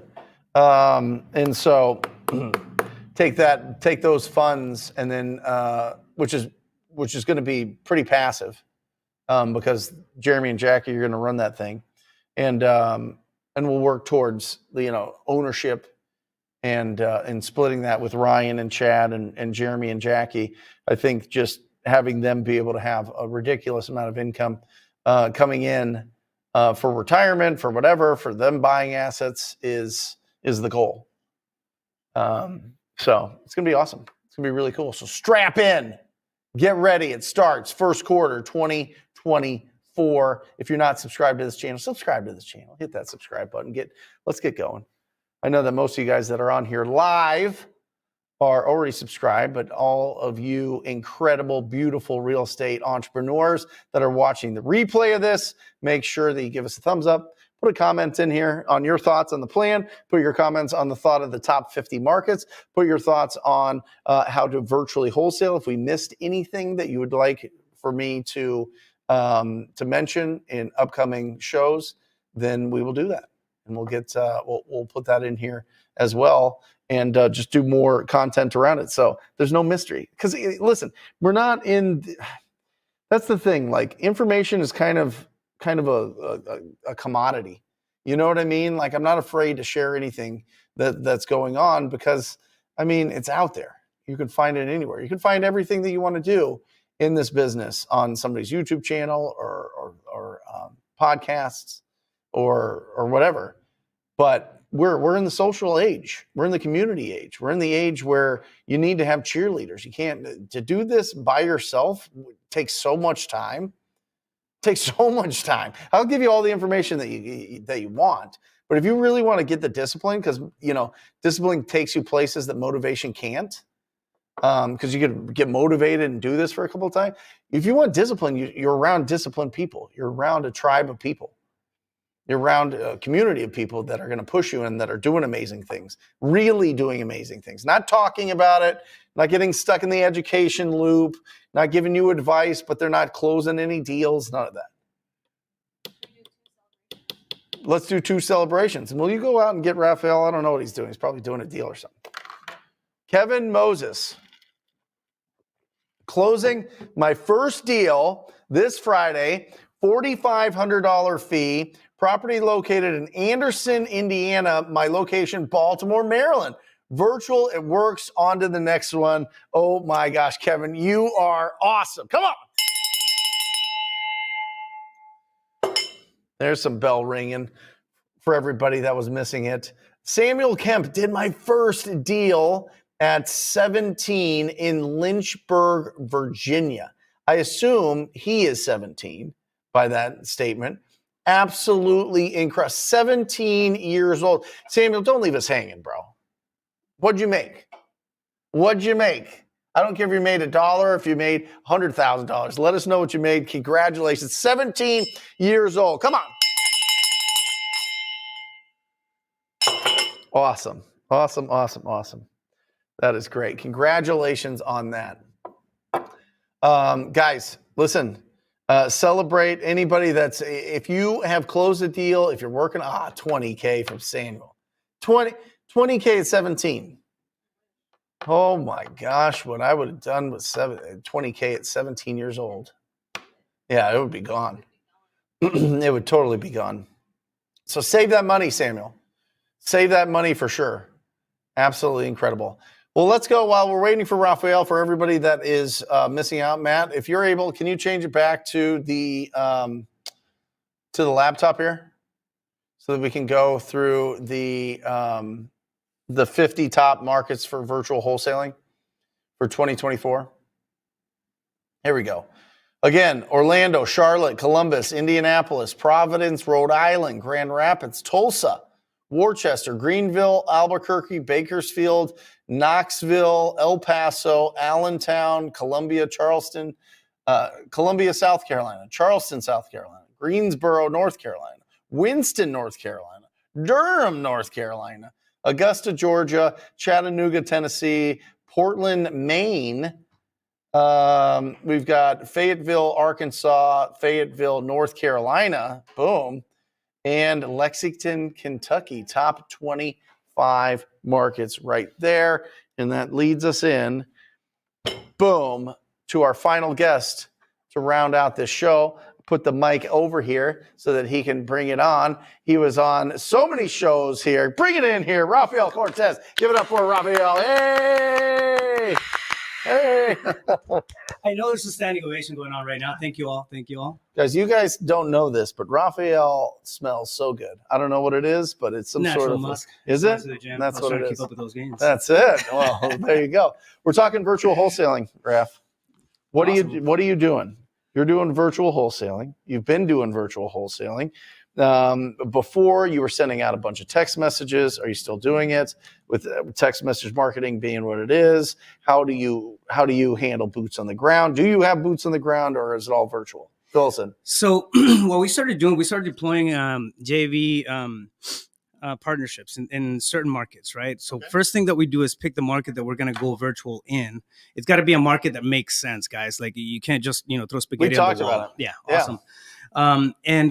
So you do that. We are doing cold calling. We're doing SMS, but we're keeping that as secondary marketing strategies. A lot of the stuff that's working right now is door knocking goes a long way if you're able to tap into, some of that stuff. But dude, I feel like we made a shift into the results that we were getting, and they're still there. Don't get me wrong. But with cold calling and SMS, like you have to bolt on inbound lead strategies like PPC. Yeah. I mean, you guys are killing it with pay-per-click. Yep. So we're doing pay-per-click. We're doing pay-per-lead as well. Yeah.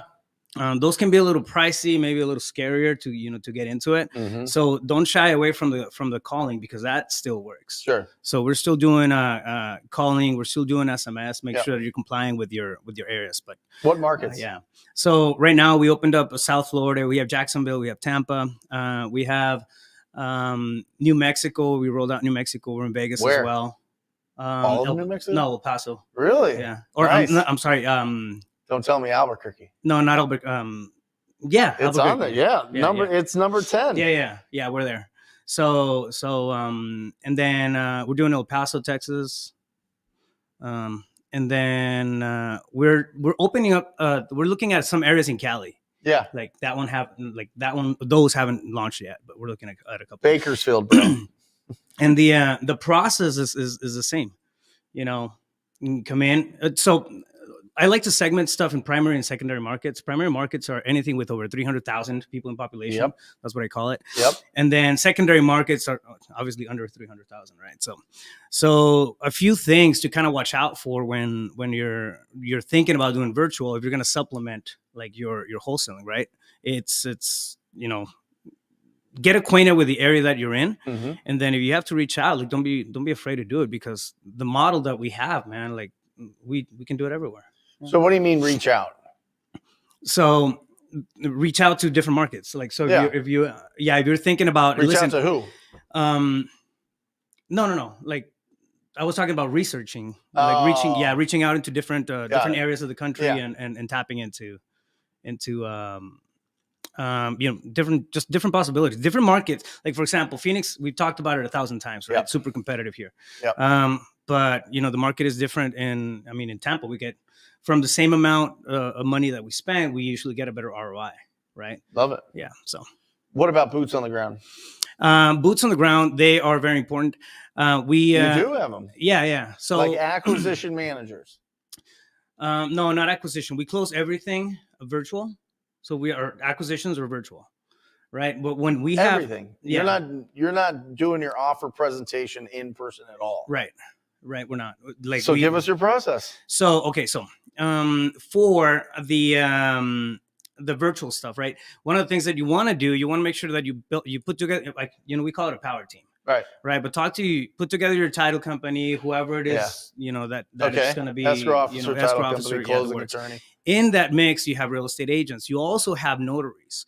Notaries are a huge asset. They're a big resource. They're willing. They go around, mobile notaries. They go around taking paperwork to people left and right. They're used to being out there. Right. Yeah. So we use mobile notaries to take pictures of properties whenever we have to. They can come in, show up with the paperwork as well. Do they take pictures? Yeah, they've done it. Yeah. How do you get the pictures usually, though? If it's not the mobile notary, how do you get the pictures of the property? You have the seller do it? Yeah. So you send them a checklist or something? Yeah, basically super simple instructions, right? One of the things that we have on the checklist for the closer when they're doing their thing, it's to prep and set up front expectations and prep them. There's going to be a few things that we're going to need, right? Well, some of them are going to be pictures and then access to the property, yada yada.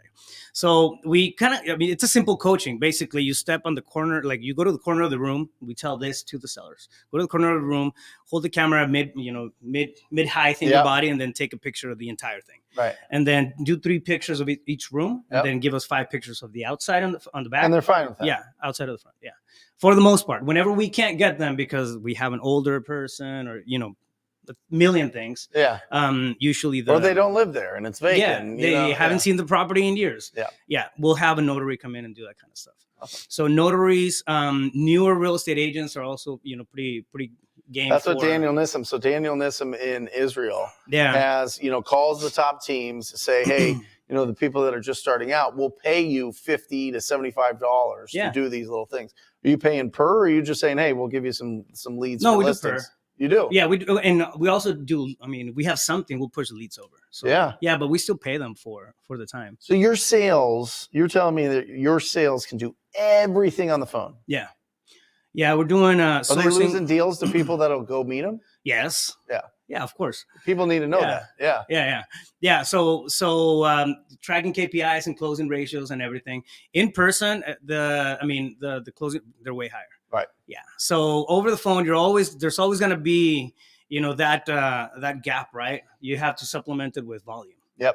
But yeah, absolutely. Like somebody shows up to the door, you're always going to have that better connection, better rapport. So break this down for me. So a lead comes in. Do you have just one acquisition manager hold that lead the whole time? Yeah. Okay. And so they hold the lead the whole time. They're going through it. They're trying to nurture it. They're trying to get to the point where they're making the offers, right?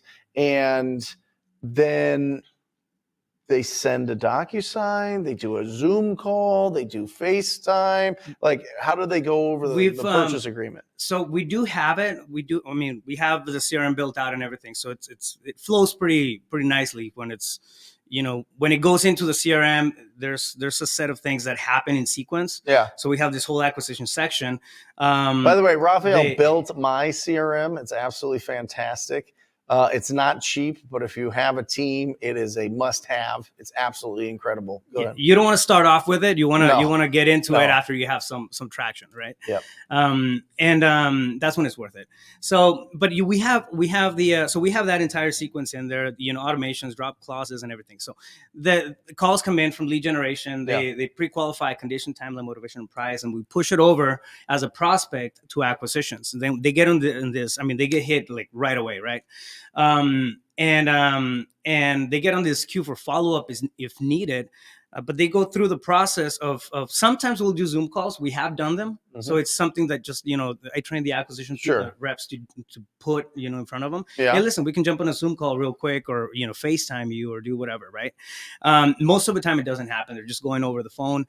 They click a button, the CRM publishes it creates a PDF for the contract that's signed and ready, and they click another button and shoot it out. So it makes it to the seller's inbox. A lot of the times it happens while on the call. Right. So we try to push. Yeah, we try to push for that. Hey, listen, are you in front of a computer right now? Okay, cool. And we'll send the contract out. They'll open it up, and then we'll just walk them through everything. Right. Mm-hmm. Again, we try to be as thorough as possible. It's not going to be the same as if you were in person, but I mean, it's a close second, and it helps you close a ton of deals. Doesn't this look like the Sea of Cortez? Bro, come on, you're speaking my language right now. This is my cabin. Anybody who knows Brent, his cabin is his happy place. Yeah. The beach is my happy place. Yeah. Okay. So okay, you got it running. They're making the offers. You're getting it. What about your buyer appointments? Who's running the buyer appointments if it's occupied? So on the buyer appointment, this is where it gets a little tricky. One of the things that you want to do if you're tapping into a virtual market and you don't have the relationships yet and everything, blasting it out is going to create chaos. Mm-hmm. You have to be the first thing that you want to do is sign up to every wholesaler's email list and get to know them. Like start building relationships with. Just call them up. Yeah, call them up. I mean, get in there. They have, we all have our phone numbers in there. So who's direct to seller, find the direct to seller ones, and then try to actually create a JV partnership with them. Right. Yeah. I don't have a lot of buyers, in this area or whatever. I'm doing a lot of marketing and, teeing stuff up like that. It gets tricky, but it like that whole portion really becomes a relationship thing. Right. Yeah. Yeah. I mean, we've tried it where the real estate agents, manage the walkthrough. Yeah. It's panned out a handful of times. Most of it, it hasn't because they don't have all the info on it. Same thing for the notary. Yeah. So to us, it's okay. Let's just go to a JV partner in that area and then dispo it that way. So yeah, we'll do a battlefield. What do you? How much of the deal are they taking, the dispo company? You know what I mean? If you can make $20,000 on this assignment, how much of that can people factor in? That somebody that's going to dispo your deals. $3,000. Okay. So included in the our sell price. Yeah. $3,000, and then they can add a fee on top. I mean, if they can sell it for higher, awesome. More power to them. So you're going, listen, I want to make 20 in this. I'll give you 3 of it. So I can net 17, whatever you can sell it for on top of it's yours. Yeah. And I love that. Bro. And we've had guys, I mean, just kill it. Yeah. I mean, sell it for way, way higher. Yeah. To the point where they make more money than us. It's like, well, they have the buyers. Good deal. Yeah, they have the buyers. You've done the legwork in that area. Yeah. It's perfectly fine. Let's do more. How many markets do you want to be in? I don't really have like a set number. I mean, I'm going for quality, really. Like I'm going to tap into, I still have another maybe 7 or 8 markets that I want to test out. Mm-hmm. And then just, maybe bring it back down to 5. Yeah. So some areas where we build the relationships, we build the buyers, we build, the boots on the ground, JV partners and that sort of thing. So I love what you said there with getting on their lists, building the relationships with them, taking the $3,000, putting it out there. One, because here's the absolute fact. when you go into a new market, typically it's going to take you 6 months to really understand the numbers that the cash buyers are looking for, whether it be up or down, whether it be you're pricing your stuff way too cheap or you're locking up deals way too high based on what's going on in that specific market. So having somebody that's in that market that can go, bro, that you need to get it lower. Yeah. You need to get it way lower for it to be able to be sold. I know I could sell it for this amount. Like if anybody in the country reaches out to Jeremy, right, and goes, hey, what do you think this deal would sell for in Phoenix? He would know anywhere in Arizona. He'd be like, oh, yeah, I would sell for this. Right? Yep. Having that kind of information and that kind of experience is so worth it because you will pay the stupid tax way more if you just go into there and you're pulling, okay, here's some cash buyers and putting it out to them and seeing if it sells. Well, right? It makes the entire thing work, man. Yeah. On the primary and secondary markets thing, like we have different buy prices. We have different thresholds. So primary markets, we can offer a little higher. The population is there. The activity with buyers is there. Secondary markets, I mean, they're smaller. For example, like here, we can look at Yuma, right? That's definitely a secondary market. Yeah. And population is not that small, but the price points are going to be, different. Awesome. Like buyers are looking for different spreads. So it's to us, it's just an easy way to kind of understand. Mm-hmm. And then of course you fine tune it once you tap into it. Will you show everybody that iPad you have on your wrist right now? Look how big this iWatch is. Bam. That is the biggest iWatch of all time. Nobody has a bigger iWatch than Rafael. That's where I watch my telenovelas. Oh, is that where you watch them? Thank you, Raf. Netflix for and chill. This is what it is. Yeah, that's it. Thank you. And that's it, guys. Between Daniel and Dimitri, I want to thank them both. They did an incredible job really breaking down their process, and Rafael really rounding it out with how to get the cash buyers, how to get the sellers to take some pictures yourself. Guys, you could do this anywhere. You could do this with a computer and a phone on a beach or in the mountains or from your house, wherever you live. If you live internationally, I mean, we have students in Africa, in Australia, in the UK, in Europe. Obviously in Israel, a lot of incredible wholesalers in Israel. It's absolutely incredible. So don't let your location stop you. Don't let anything stop you. I mean, if you're a subscriber to this channel, you should have all obstacles removed so that you can go out. And again, massive imperfect action. That's it. Just make sure that you're talking to people every single day, because the fact is, the more people you talk to, the luckier you're going to be. And a deal of a lifetime comes around once a week. We locked up a deal, Raf, last week. It'll be $100K. Easy 100K. Right. We got the lead pay-per-click 9 a.m. Ryan's there 11 a.m. And it's signed up and done. And we're going to close on it this week because I want to close on those bigger deals and then put it out. Yeah. Because I want to make sure that we have ownership of it before we put it out. But I'm telling you, every single week, this is the greatest business of all time. Everybody's sleeping on wholesaling. They think that wholesaling is just the first step to other steps. Listen, you could build an incredible cash machine and have very little risk, because you're not doing these big rehabs. You're not building this big portfolio that people can totally destroy your properties. You're putting the properties under contract, under a purchase agreement. You're selling that purchase agreement, and you're building a business around that. It's incredible. If you need any resources, wholesalinginc.com, wholesalinginc.com. If you want to pull the hottest and most motivated property owners, it's flipfinder.ai. That's it. That's it for the show. Thanks for being on here. I love you, bud. Always a pleasure. You're the best. That's awesome. All right, let's bring everybody in. Come here with Alejandra and Luke and Matt. Guys, we are here. We love you guys. Remember, keep your house clean, protect your health, and increase your value to the world. You'll live an incredible life. Love you. See you soon.